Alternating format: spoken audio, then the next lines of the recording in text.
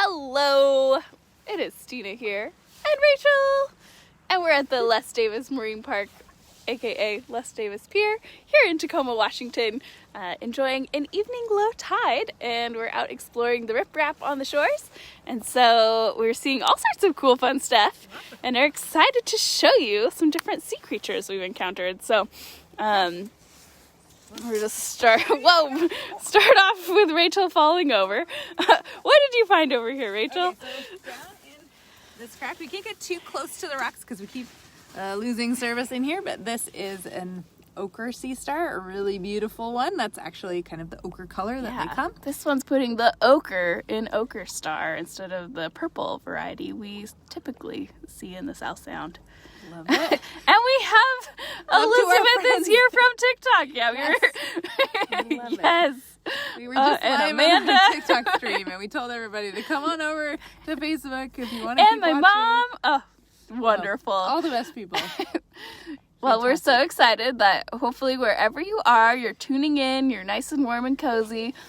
We're in the low 40s out here in Tacoma, Washington. So excited to bring the low tide adventure to you wherever you're tuning in from. So yeah, if you want to let us know where you're watching from, we'd love to know that. That's fantastic. So yeah, we're just exploring, walking along. Here's a purple variety if you want to compare. Perfect. Just wham bam. Like I imposed them. Yeah. Purple ochre. Very beautiful purple color. You can see they have this exoskeleton that kind of sticks through their skin. That's what the white bumps that you see there. Those are calcified, and so they're really stiff. I always say that petting these sea stars is like petting concrete because they're not. They look fluffy, but they're not. Yeah, if you were to pet this, the gooey parts are the gills that protrude through the skin. So it's kind of like they have skin gills, skin logs. Yeah. No, I don't know. Yeah, weird, exciting, wonderful. I also like that you can't see it from the camera, but if I were to put either my hairy knuckle or like put the sea star on top of my head, there's tiny little pinchers all over the sea star's body that can grab onto things like, say, a barnacle trying to settle or seaweed trying to land on it. And it'll use those tiny little pinchers to say, hey, get off my body, I'm trying to breathe here. Yeah. So those little pedicellaria are very effective at keeping that sea star's body free from all these barnacles you see on the rock. Otherwise you'd see what's growing, all the encrusting organisms. Sea stars aren't that fast. They're not going to outrun a lot of this larval that's pretty fast. So they would have things settling on them. Sea stars are kind of great at not letting things settle too. They're one of the key predators in this habitat, and they make space for new organisms as they come through and they eat the different animals that are found here, the slow ones that they can catch. Yay like for keystone species! They are very important. I'm going to point out you can kind of see this tube worm here. I'm going to touch it and it's going to pull into the tube some more. Whoop! But that's a calcareous tube worm, a polychaete worm that eats some of that plankton that might settle on things like this rock. Of course, the tide is low, so that animal can hide in that shell and stay safe until the water returns. Evidence of humans. This is interesting. This is very green fishing line. I'm guessing it's a fly fishing floating. Yeah. And I am not strong enough to break that. Oh. Hold on. We're doing a line removal, a beach cleanup. We'll let the South Sound Surf Rider team know we picked up 0.2 pounds of trash. Yeah, 0.2 pounds is right. There's not here. Yeah, but definitely filament like this really poses an entanglement risk to a lot of different animals, especially like birds. We were talking. Oh, snap! Nice. But yeah, they can't really see that line, and then they can get tangled up in it, and then, of course, this is a good reason for those of you that wear disposable masks to slice them. Just like you've got in the habit of slicing your 6-pack. Oh my gosh. Slice your masks too, so that you can prevent entanglement if those end up in a landfill where birds can get to them. That is, my mind just got blown. 2021 tips from Rachel. You heard it here. Well, let's keep walking. Yeah, we'll turn and let you jump down gracefully. We couldn't, it sounded graceful. You were great. But yeah, we're just kind of, to give you more of a sense of place, we'll look out. There's the pier where folks are out, Squid jigging. they're jigging for squid. Which is gotta be just one of the rudest way to catch an animal. Oh yeah. So Yoink. a squid jig is a lure that attracts the squid to mate with it. And as soon as they go genitals first into it, there's a bunch of hooks that yoink them right from the water. So That kind of makes me think we should let you all know. Rachel and I will be doing, speaking of squid mating, we'll be talking about love in the Salish Sea. The racy, rated R talk, the racy, ridiculous, romantic reproduction in the Salish Sea. yeah, so join us on Valentine's evening, 8 p.m. Pacific Standard Time. We'll be delighting you with probably more than you want to know about And this things is like an barnacles. 18 and up adventure, folks. Yeah, Less kid friendly than our usual programming. but it should be very fun. But anyways, yeah, we're here in Tacoma, Washington, exploring the low tide with all of you wonderful folks. So also, if you have any questions as we're going along, feel free to ask some questions in the comments. We'll do our best to answer them as we either go along live or we'll come back later and look through the feed and Chitin. oh yeah. So I can move this stick out of the way. So this is one of my favorite mollusks. They're very, very primitive. They've been virtually unchanged since before the dinosaurs. And it's just a very, very successful body style that they have. They have 8 articulating plates along their back, and then they're surrounded and held in place by a fleshy girdle. And underneath the whole thing is a slimy foot, much like a snail would have a foot that they would crawl on. So they have mucus that they secrete, and their mouth parts are for scraping algae off the rocks. They have a radula, which is like a chainsaw. If you could look at it underneath a microscope, they're very, very sharp. Would you say it's pretty rad? It is rad. It is the raddest radula. And they have some just really kind of interesting behaviors. I guess kind of boring behaviors, actually, because they don't really do much. They just stay, like this chitin will stay on this rock. This is his rock, her rock. They're just gonna crawl around and be on this rock like the rest of their adult life. They might move to that rock. There's some good rock space over there, but mostly they just follow their own slime trail back to their spot. So they kind of come out at night and feed when the tide is high, and then they sit and wait for the low tide to go away and the water to come back. Yeah, I like that they have eye spots on their shell, so, So there's through the calcium shell they can see. yeah, and this is a woody Yes, chitin. a woody chitin. I saw mossy chitins, but now I can't find it, so I'll have to find another one. Keeping exploring.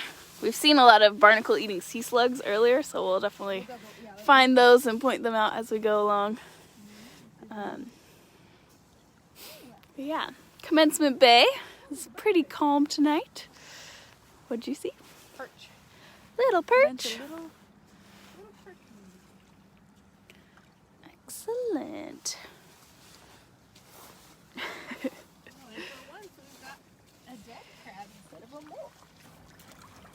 And how do you know it's a dead crab and not a molt, Rachel? Well, because it's in Also, there. what kind of crab?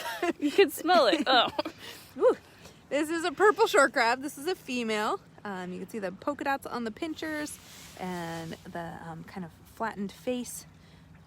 Not a lot of protrusion, so they can get underneath rocks and things like that. No hairs on the legs. This is why they get the scientific name Hemigrapsis nudus, the naked-legged crab.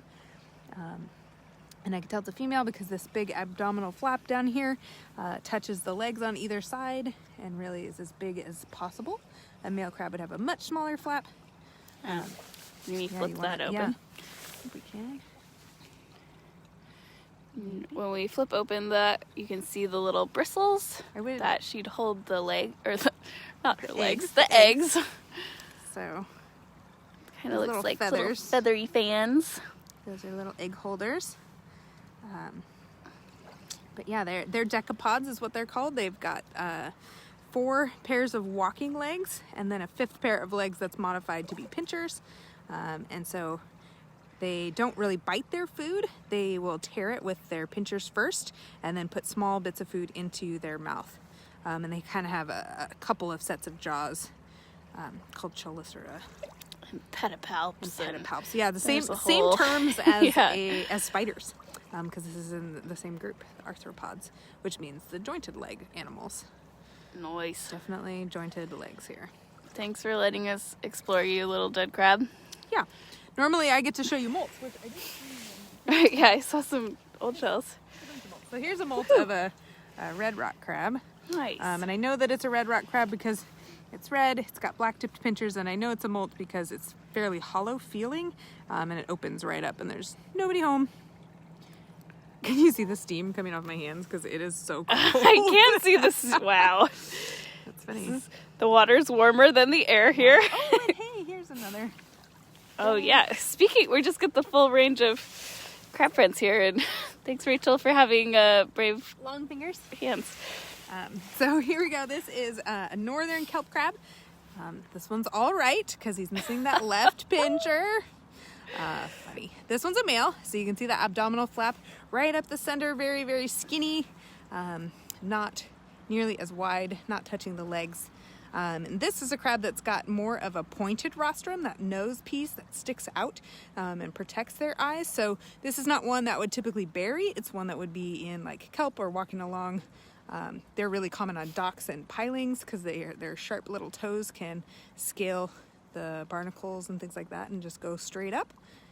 Nice find. And this one's, about a third of the way grown. They're gonna get about maybe 5-6 inches across the back of the carapace there. And luckily for it, as it molts and grows bigger, it can start to regenerate those lost limbs. So I'm noticing it's missing a leg. You can see it's missing a pincher. Yep. But on that next molt, it will... It will have a little baby one. Yeah, regrow those. All right, so now I have to try to untangle myself from the crab. Excuse me, crab. Pardon me. Let I know you go. like me. You don't. Okay. So here's Yeah, you can really see those pointy toes. our are sharp great. boy. Ouch. Yeah. So ouch, sharp. Ouch, ouch, ouch. So Little pinchy. hypodermic needles. Yes. Okay. Off with you.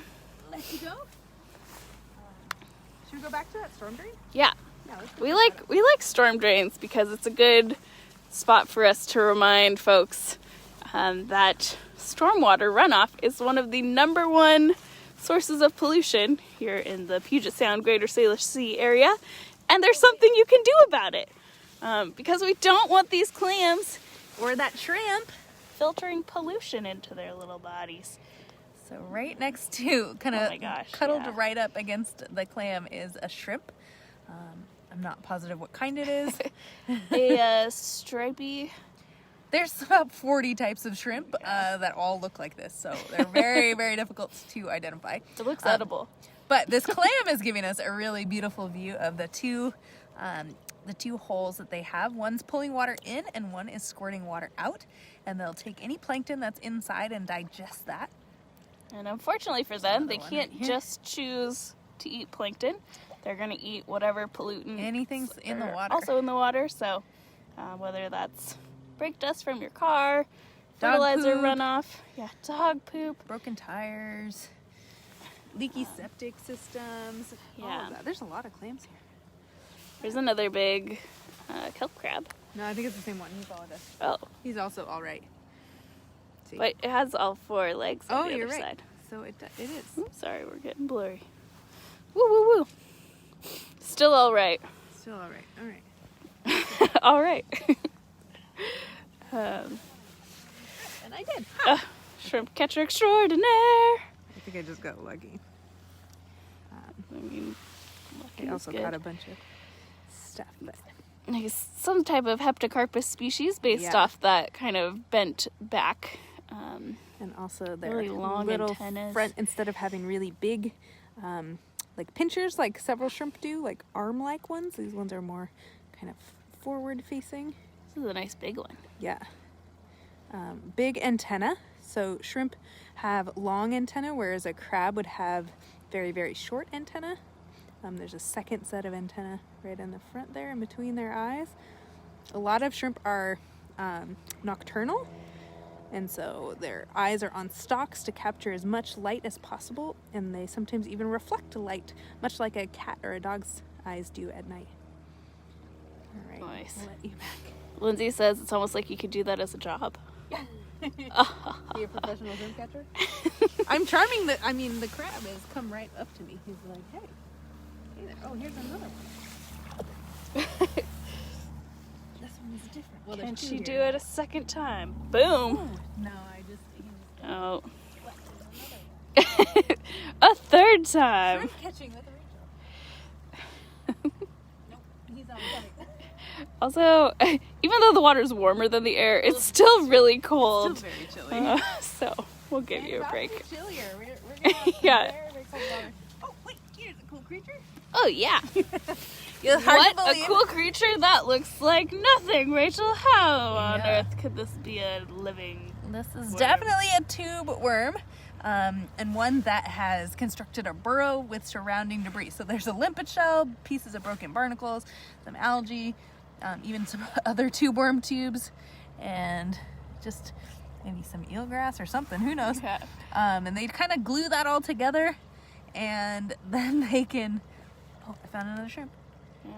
And these are the spaghetti tube worms. So when they do reach out their little feeding tentacles, they literally look like spaghetti They're noodles. sticky, stretchy little things. All right, and here's how I catch a shrimp. Boink. Boink. Noise. Beautiful.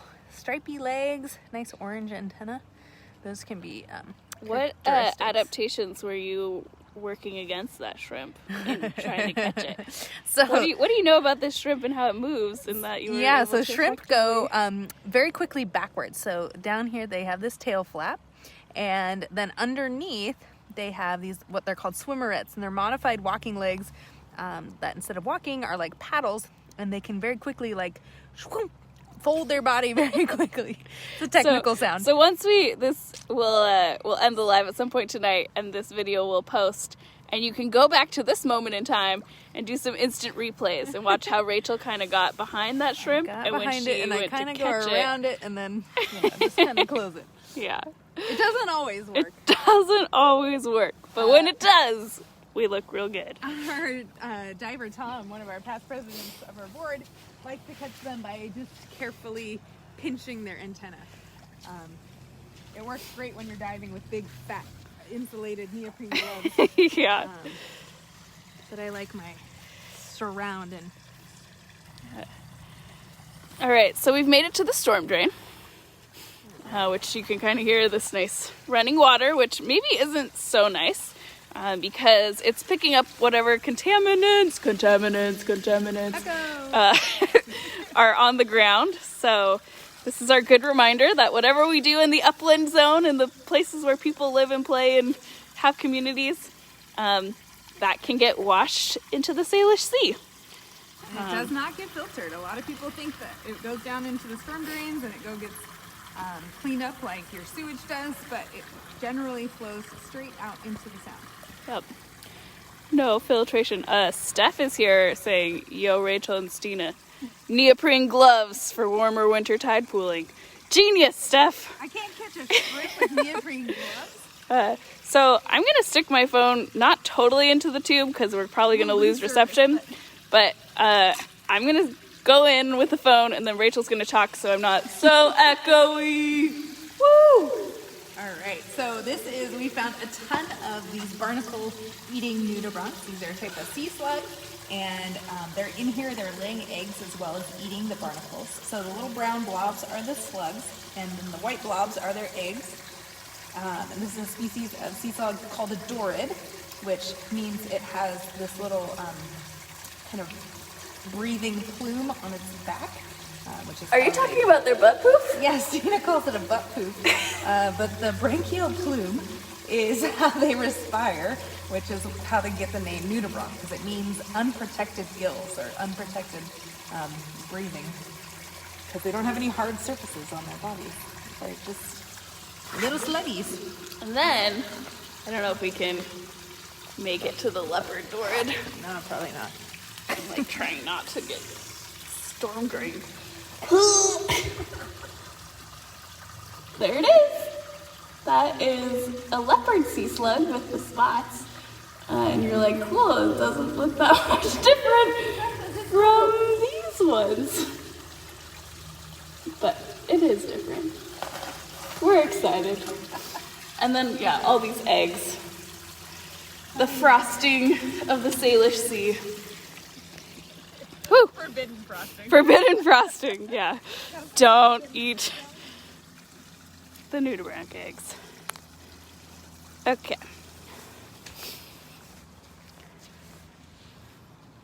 There's also a leather star over here. Point out some intertidal danglers. Hanging on, hanging out. This is different from the star we saw at the beginning of our broadcast tonight. This is a smoother sea star, and they actually smell like garlic. So they get the other common name, the garlic star, because if you kind of give them a rub like a scratch and sniff sticker, they emit that. It's kind of like a protective aura, I would imagine. And then we have a nice dangling sea anemone. Gravity is cruel to our soft-bodied creatures. Hopefully, Hang in there, buddy. yeah. The tide's coming back, I promise. Yep. Voice. Ooh, look at this. Wow. Oh, nice. That is Gorgeous.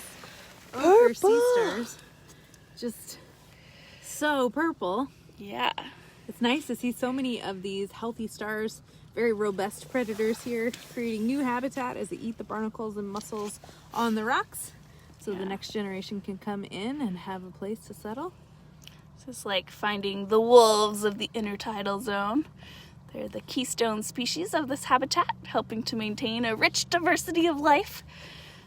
So it's really good to see them. And if you want to learn more about sea star stuff, our Cocktails and Fishtails presentation this month will be talking about how the sunflower star got listed on the critically endangered species list. So tune in on the 17th for Yeah, that. right here on our Facebook Live. Yep. We've got that going on. It's always the third Wednesday of the month. And we've got some really great speakers lined Oh up my this gosh, year. I'm We're so excited. excited. We're excited about So- that speaker but series. in the face of a really devastating disease for many sea stars, especially that sunflower star, it is so good to see some big, healthy ochre stars here. Yeah. Wow. Nice. Woohoo! So purple.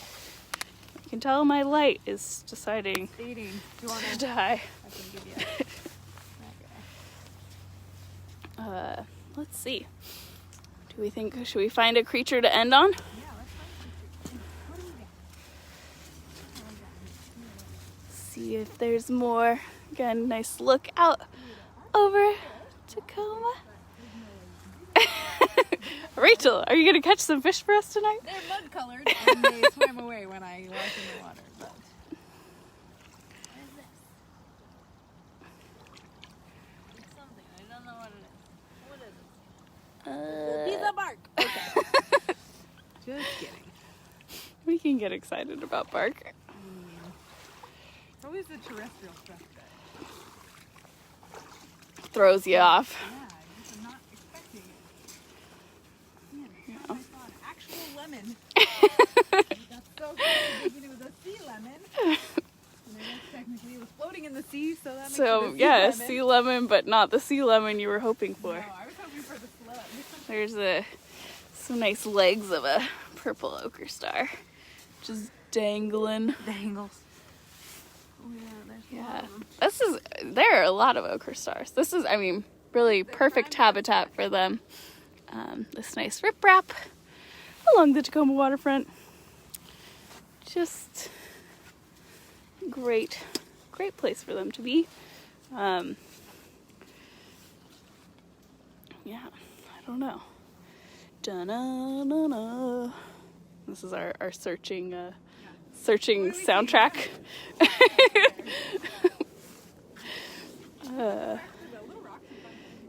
yeah, maybe we'll take you back from whence we came, because Les Davis is really nice. So this is a really popular dive site.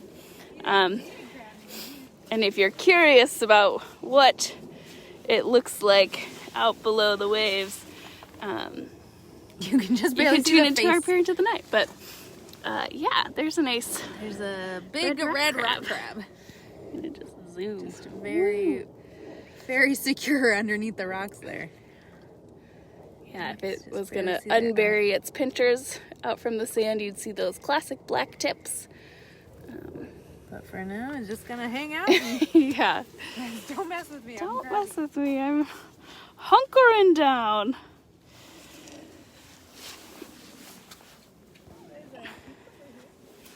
Ooh. Oh, yeah. All right.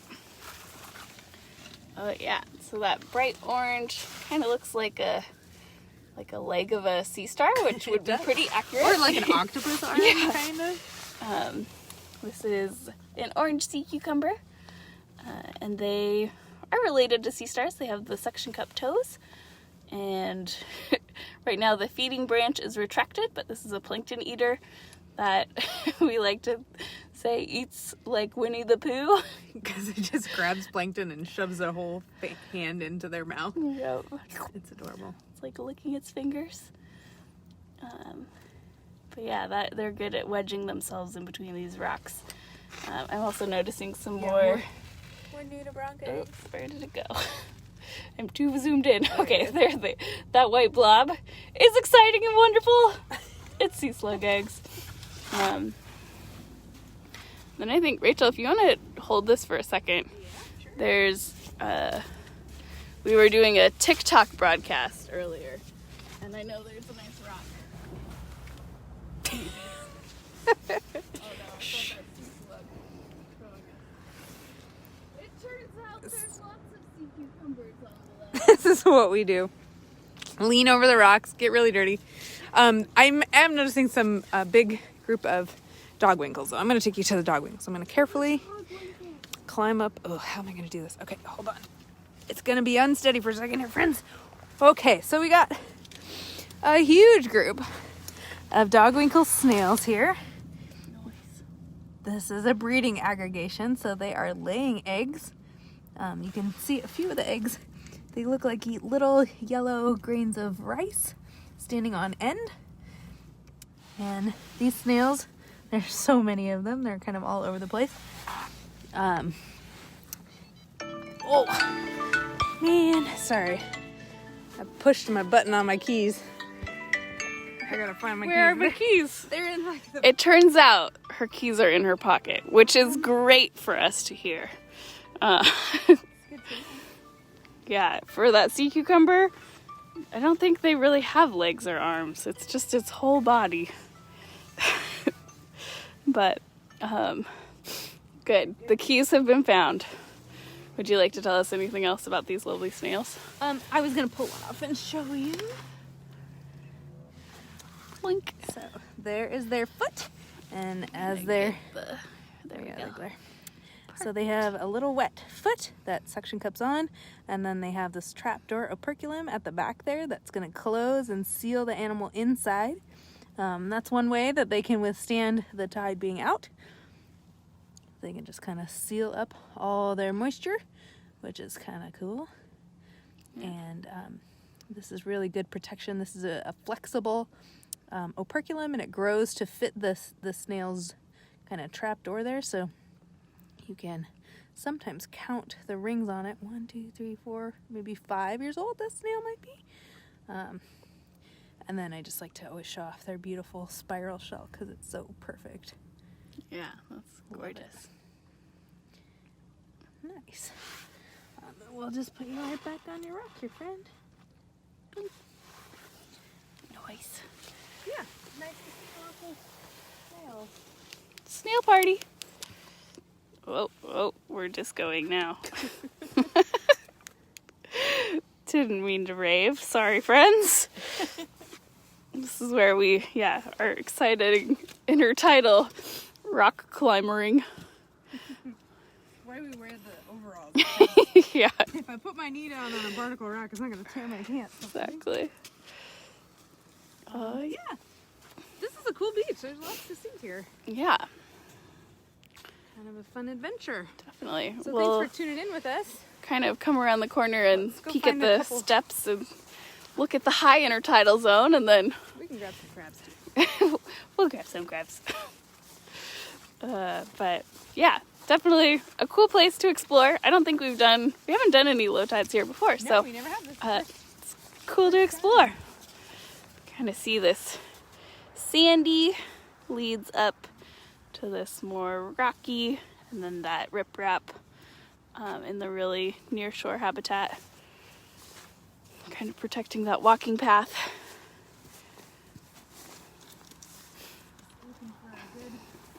Ooh, yeah. Good rock to flip. Nice head-sized one. Head-sized one. I can see there's space underneath it. So I can lift up and see there's one crab. Couple. Oh, and another sea slug. Yeah. Barnacle eating nudibranch again. Nice. This is a little green short crab here. Pretty color. Yeah. Kind of, the camera doesn't quite do the green shore crab justice as No, for they're- showing their little bristly legs. But compared to the purple shore crab we saw earlier, this is Hemigryopsis organensis. And I guess that means, no, I don't know. It means they have hairy legs. Oregon short crab. Yeah. There's a purple. There's a one under the purple big shore rock. crab. And a green shore crab. Crab City. Oh, here we go. Purple short crab. And those polka dot pinchers. So when crabs are smaller than your thumb, it's very unlikely that you will get pinched, although this crab's going to try. So generally, if you're going to hold one, I recommend holding them low to the ground so that if they walk off your hands, they're not going to fall to their doom. What do you do if they walk into your sleeve? Yeah, then that's a whole different excitement. Ooh, but nice to see lots of crabs. And these are largely scavengers. They'll eat whatever they can find in here, be it algae or dead stuff, anything that washes up, anything they can catch, really. They're pretty successful little animals. Yeah. They're everywhere. Awesome. Fun to see. Yeah. Oop. Any other things we want to point out? Any, No, No, just we are having a big push right now to get people to our YouTube page. Yeah. We try to get up to 1,000 followers on our YouTube subscribers. That way we can go live on YouTube from the field, which would be awesome. That way we can get into classrooms a little more easier. It's pretty difficult to convince a class to like, hey, yeah, just pop over to Facebook, social media. It makes it a little difficult for a lot of people. So if we can get the ability to live stream to YouTube, then we have it in with the school. It's a little bit better. Absolutely. Head on over there, do that, subscribe. That's great. And again, if you want to support Harper Wild Watch, we are a nonprofit group. We do appreciate those donations. If you can't afford to support us financially, there's still ways that you can support our organization, amplify our message, and get that out. You can like, you can comment, you can share, you can tell a friend, you can head to our website. That increased traffic helps us even more. And here's the train. Hi, train. Sense of place. That's a perfect time to wrap up, I think. Yeah. Once the train comes, you can't hear us that well anymore. So, yeah, absolutely. Thank you all so much for your interaction tonight. It was so fun taking you out to the beach to explore this low tide. We'll be tuning in again tomorrow night and the night after. So, come say hi and we'll learn and have fun.